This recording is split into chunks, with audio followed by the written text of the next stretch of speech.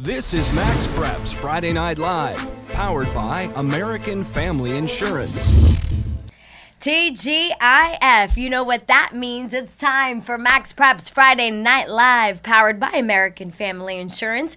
Good evening. I'm your host, Joanna Gomez. Thank you very much for tuning in. Joining me in the studio this evening, my boy, Jason Albert.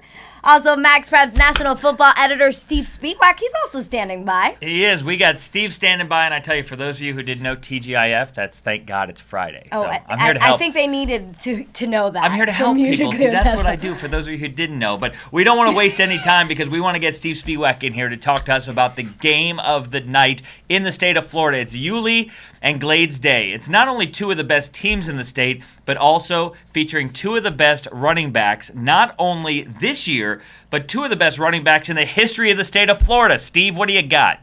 Well, I got not only, you mentioned the game of the week, this is, the game of the century. If you like running backs and very little defense played, it's Glades Day versus Yulee. Glades Day features Kelvin Taylor, standout running back who's played varsity football now for 5 years, committed to the University of Florida, just a sensational talent. And he's going up against the home school, Yulee, which features Derrick Henry, 6'3", 240-pound running back. These are the two all-time leading rushers in the state of Florida. And so this is probably the greatest single matchup of running backs in the history of high school football. This is how good that this matchup is tonight. But what's interesting, guys, is these guys each have some question marks when it comes to their college abilities, because Derrick Henry, 6'3", 240 pounds. Some people think he may outgrow the running back position. And Kelvin Taylor, with 5 varsity seasons, already has a lot of mileage on those legs. But in terms of high school football and premier talent, it does not get much better than this.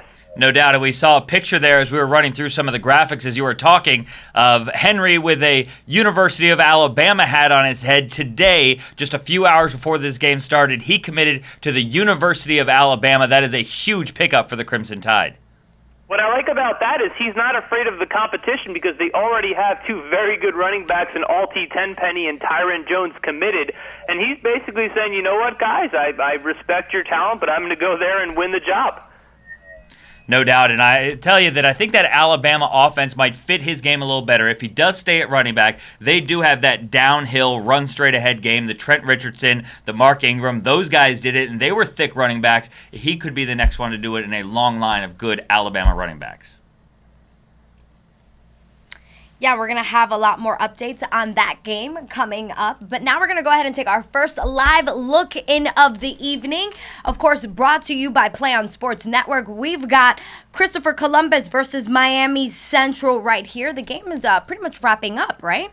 It is. We've got this game being quick-scored right now on MaxPreps.com, so if you want to go there and actually watch the play-by-play action as each team scores, you can see it. Right now it's 28-17. We're waiting to get a final update. The last one we got was that it was the 2-minute warning, so we know we're under that right here, but Columbus and Central, two teams that really know each other in South Florida. The city of Miami, a city rivalry, different classifications now, but still within the city of Miami, this one's a big one, Steve.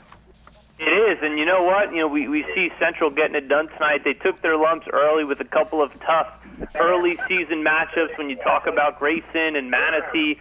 But this team is still very young with Dalvon Cook, the running back committed to Clemson, Joseph Yearby on his way to Florida State. Both junior running backs will be back next year, so depending on how Central finishes the season, this could be a preseason top 10 team next year. No doubt. Central, we want to make sure everyone knows which team is which as you're looking here. Central in the blue jerseys, Columbus, of course, in the white. Columbus, they had won 3 straight games since losing their season opener to St. Thomas Aquinas, but it looks right now, unless there's some sort of miraculous comeback, as they are down 11 points late in the fourth quarter, that they will suffer their second loss of the season.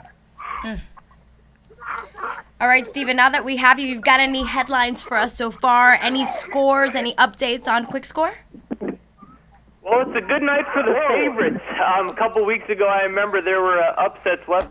But right now, the favored teams in our top 25 rankings have fared pretty well. Goose Creek had a big win over Beaufort, 65-14. Manatee coasted to an easy victory as well. We have Hoover beating Vestavia Hills, but that one's still going on. And Vista Murrieta took a early 7-0 lead against Palisades, and Trinity St. X is still going on. Maybe one of the biggest games on the East Coast, played in front of 20,000 people. Trinity has the lead over crosstown rival Louisville St. X. No doubt, and we're going to look into some of those games in a little while. You mentioned that Hoover game going on. I think we're going to get a live look out there in a little while. A game that is going on just underway. We wanted to let you know that we've got reporters all over the country. We've got cameras all over the country, and we're going to get to one right now. One of our MaxPreps reporters is at the Modern Day Narbonne game. That is a top 25 team in Narbonne, and that's where we want to turn right now and go to Leland Gordon, who's out there at that game. Leland, what's the atmosphere like at this big game?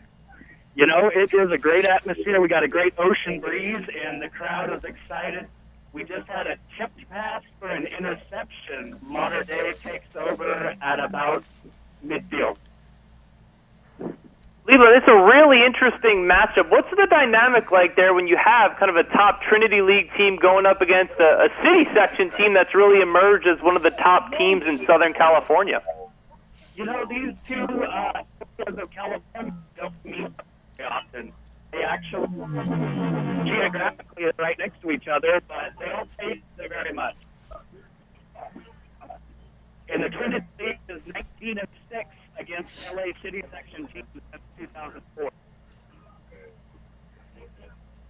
All right, Leland, thank you very much. And Steve, please stand by, because from that big game in California, we're going to go to another big game. We're going to go ahead and do our second live look in of the evening, brought to you by Play on Sports Network. And this is Hoover versus Vestavia. Pretty good game right now that we're looking on. And in just a couple of seconds, I can tell you exactly what's going on once that super goes down there. But, of course, this live look brought to you by Play on Sports Network. They're in their fourth quarter. Hoover up 28-7. Hoover comes in ranked number 11 in the country at MaxPreps.com.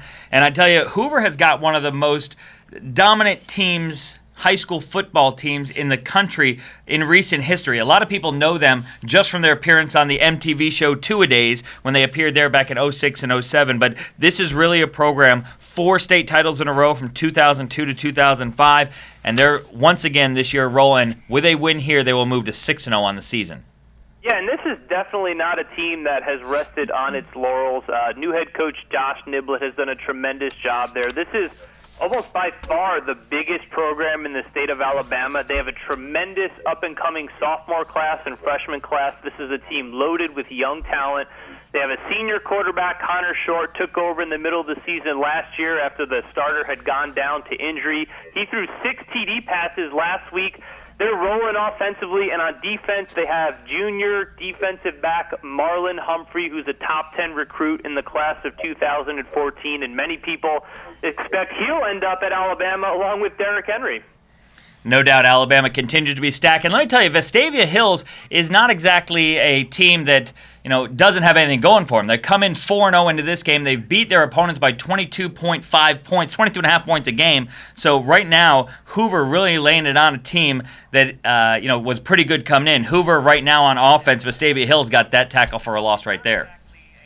This would be an impressive victory for Hoover, and you'll see them continue to climb up the rankings as the season goes on, and they're the prohibitive favorite to capture another Class 6A state title in Alabama.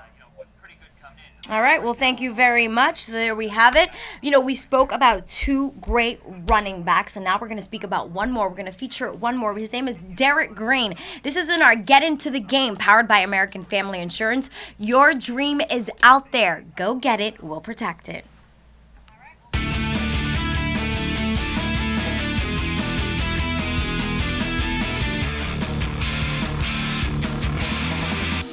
Get to the Game, powered by American Family Insurance.